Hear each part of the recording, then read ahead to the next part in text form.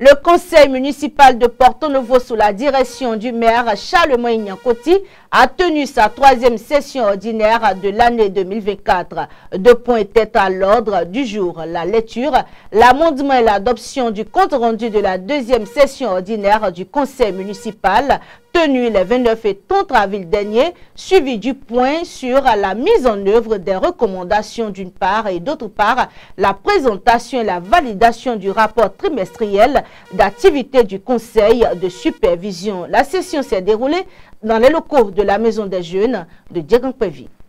C'est autour de 2 points inscrits à l'ordre du jour que s'est tenu dans les locaux de la Maison des Jeunes de Diegankpevi ce mardi 30 juillet 2024, la 3e session ordinaire de la mairie de Porto-Novo, conduite de main de maître par le premier citoyen de la ville, Charlemagne Niankoti.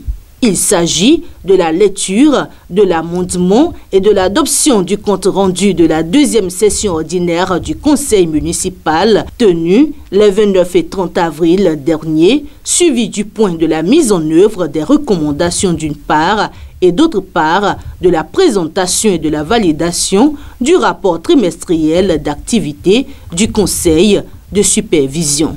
Le maire Charlemagne Niankoti, à l'entame de son allocution, a annoncé l'effectivité des festivités du 1er août dans la ville capitale avant d'inviter les différentes couches de la population à se mobiliser pour la réussite de l'événement historique qu'est le Festival des Masques de Porto-Novo. La présente session s'ouvre à un moment où le Festival international de Porto-Novo, devenu Festival des Masques, frappe à nos portes.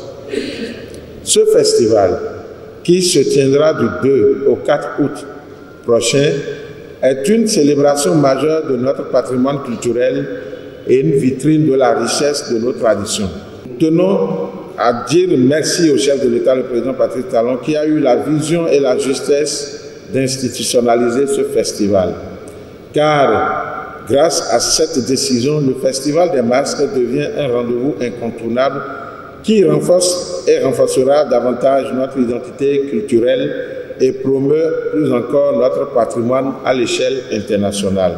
Reconnaissons les efforts fournis par les différents services de la mairie en matière de recouvrement de fonds pour la réalisation des projets communautaires et autres. Charlemagne Niankoti souligne ici les défis financiers qui demeurent les leurs. Où le montant était de 239 436 950 francs, ceci montre un écart positif de 22 661 715 francs.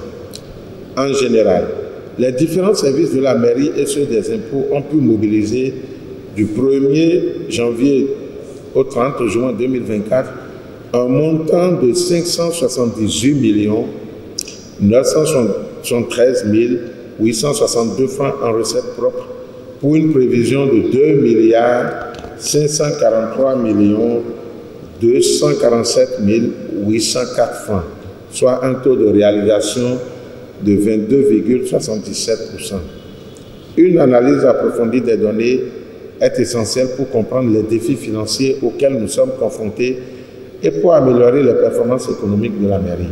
Cette 3e session ordinaire s'est soldée par l'adoption et la mise en œuvre des recommandations ainsi que par la validation du rapport trimestriel des activités du conseil de supervision.